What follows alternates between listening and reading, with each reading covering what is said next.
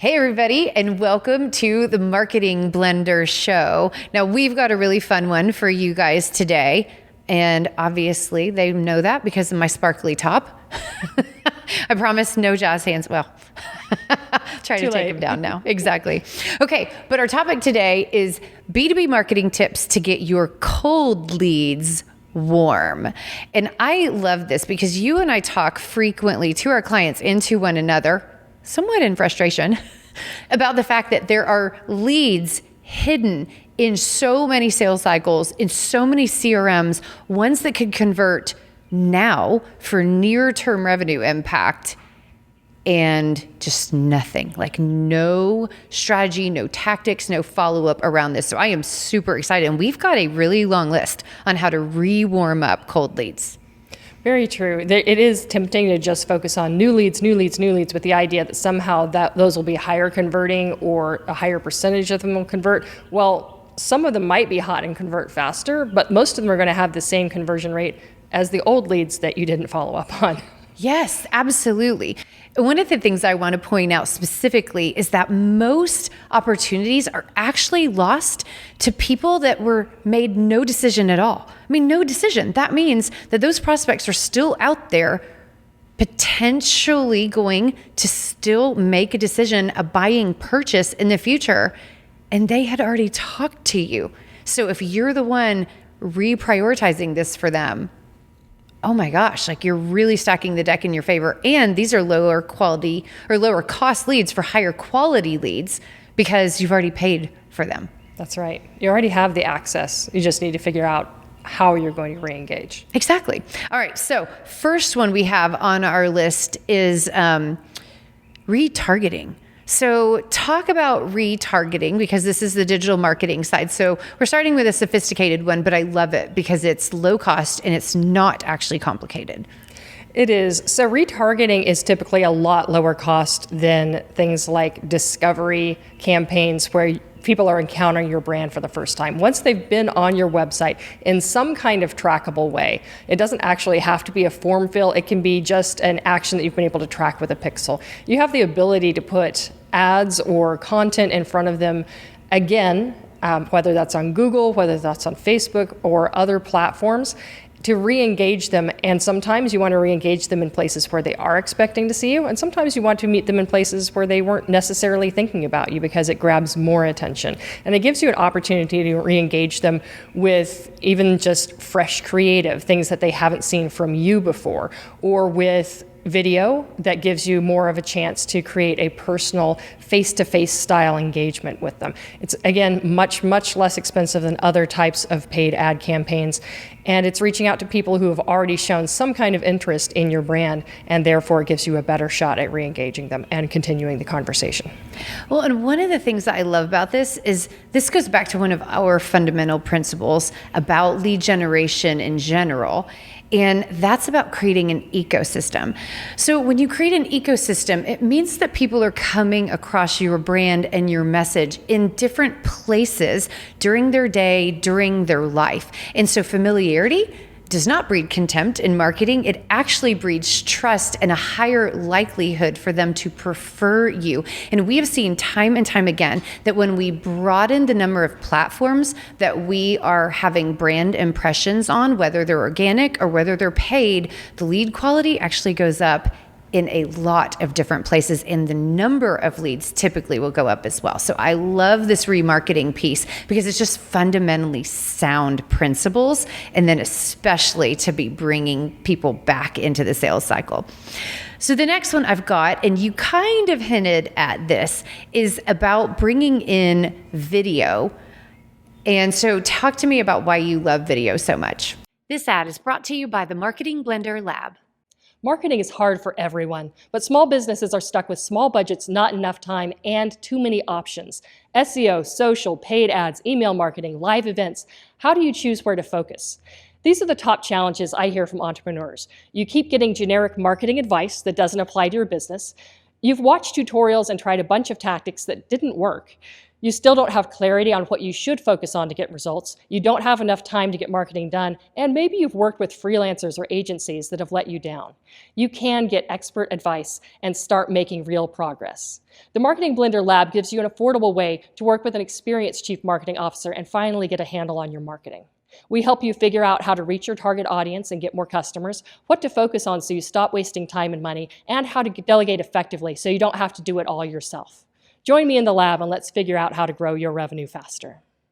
Video makes everything work better. Every single aspect of marketing, whether it's email, whether it's social media, whether it's your website, obviously if it's your YouTube channel, but on your landing pages and places where you wouldn't necessarily expect it to make a difference, video actually improves performance and improves conversions across the board everywhere you use it. So the more you use video, and the more ways you can think of to use it, the better off you're going to be. And it doesn't have to be new video for every single platform, and it doesn't have to be highly polished video either. It just has to be human beings with human faces and voices speaking to the audience. Yes, absolutely. And so the thing that leads me to, and really it's another one that I had on the list for us, is amazing content, amazing follow-up. So first of all, just follow up.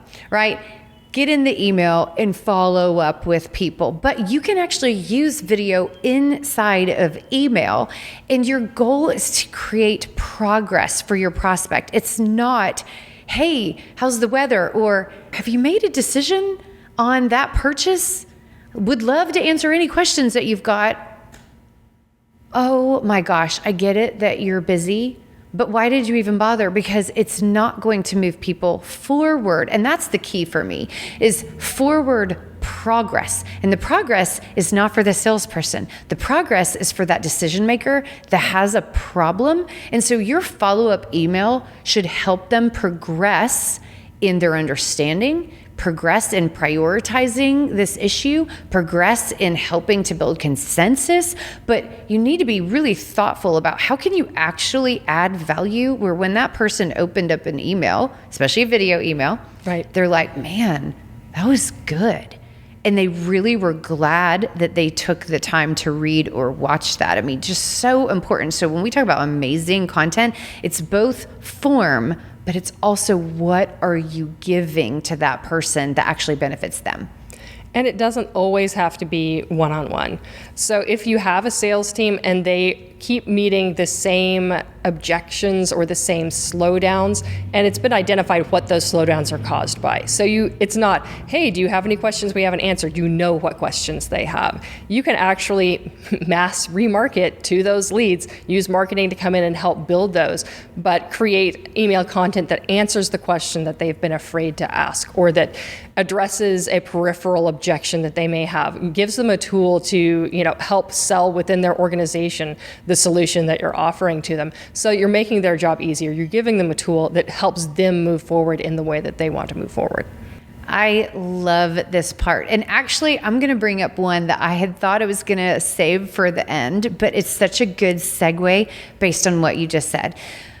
Salespeople are usually experts in the buying decision. If you talk to somebody and give them time to think, they can predict the most common objections, but they don't really want to have an objection. However, if a cold lead is cold, like if they've ghosted you, then oftentimes one of the best things that you can bring up is, hey, are you concerned about this? Or oftentimes our customers have had these considerations or these worries. Is that real for you? And man, I love this because then you're moving your role as a salesperson into that of a problem-solving partner. You're saying, hey, you can tell me the truth, and I'm actually going to shoot straight with you by being honest that, yeah, some people struggle with this decision or get confused or should be concerned about change management. I mean, that's real value. That's real partnership. And I just get really excited about this, but people get nervous and they just need to have a paradigm shift, if you will, around, again, back to that, give progress to the prospect. Very true. And to the point about making it a more human conversation, Another way to warm up cold leads is to engage them socially. And social media is an awesome tool for staying connected with and understanding what's important right now in the lives of the people that are in your pipeline.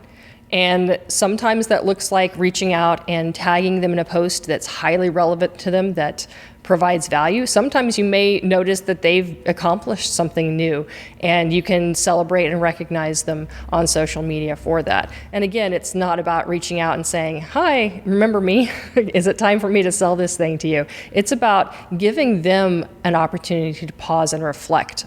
So if you're wishing them a happy birthday or congratulations on your work anniversary, pose a question that helps them really feel seen and gives them a chance to be heard. And this is key. Social media is social. Shocking, I know. But also, it challenges people to really care about the humans behind the purchasing decision. And when you're on their social media, you see who they are, you see what they care about, you see who they support. And there are oftentimes amazing opportunities for you to make a smart introduction to them, or back and forth, or to connect them to a resource that they needed. But yes, I agree. Just acknowledge who they are and celebrate that, and just be a part of their community. I love that part. Also, being social leads me to, if the prospects are high value account-based marketing, so ABM, or if we want to call it something a little more casual, lumpy mail. So ABM is when you take different types of touch points across, on and off screen, across different environments, and you intentionally send on a scheduled basis to specific people. So this might be a handwritten note. It might be a fun, clever little gift that is memorable. It might be a social media post. It might be a direct message. You might also be retargeting them, but it's omni-channel, so across different platforms. But the key here is about being really human and really more on a one-to-one level. And I have seen some amazing conversion rates with this type, because you are being human. You're really intentionally thinking about these prospects as individuals with a problem to solve and an opportunity in front of them. And the results can be amazing. Now, you do need to have a little bit of investment in time and money on this. So, I mean, it is dependent on the size of the accounts, but it's really worth it for being memorable and building relationship that then translates into the customer experience. Another point in terms of account-based marketing that's not quite one-to-one, but still high value and sometimes requires some investment, is inviting your prospects to events. Yes. Now, it could be as simple as an online event, an exclusive user group or focus group or something like that, or it could be a roadshow if you're going to be in their town, or it could be you're hosting some kind of get together, and it could include current customers. It's a great way to cultivate and solidify those relationships as well. But invite your prospects to join you and get a sense of who you are as a company and who you work with and how they feel about you. Make it something special.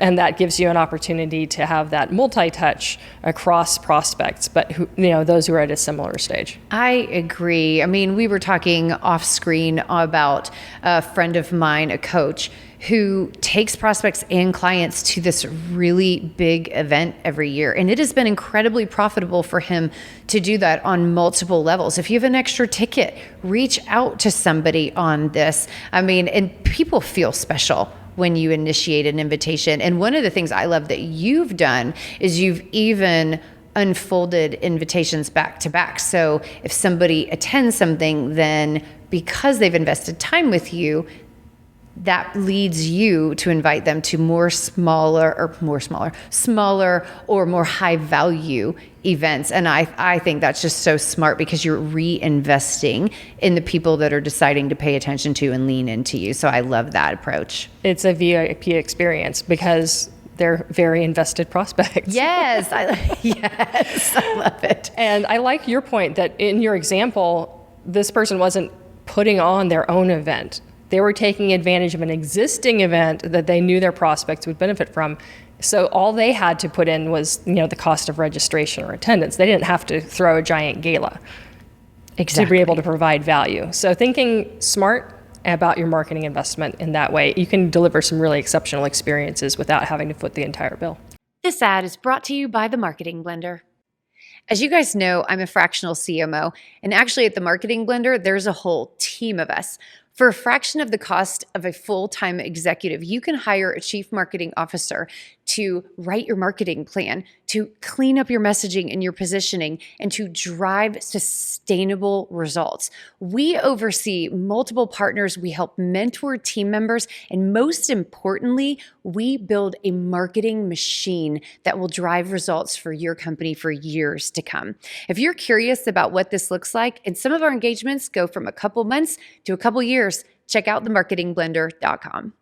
Absolutely. So really, that brings me down to our final one and a reminder. So the final one is you guys do the follow-up. Do this. We see this time and again. You heard me say it earlier on the podcast that people oftentimes just don't follow up on the people that ghosted them. I don't know if they start to feel nervous or whatever, but make the calls. If people have returned to your website, or even if they haven't, just reach out and find out. Reinvesting in relationships is usually received as respect, not annoyance. And so just doing the work to rewarm these up can be profoundly profitable for you and for hitting your number.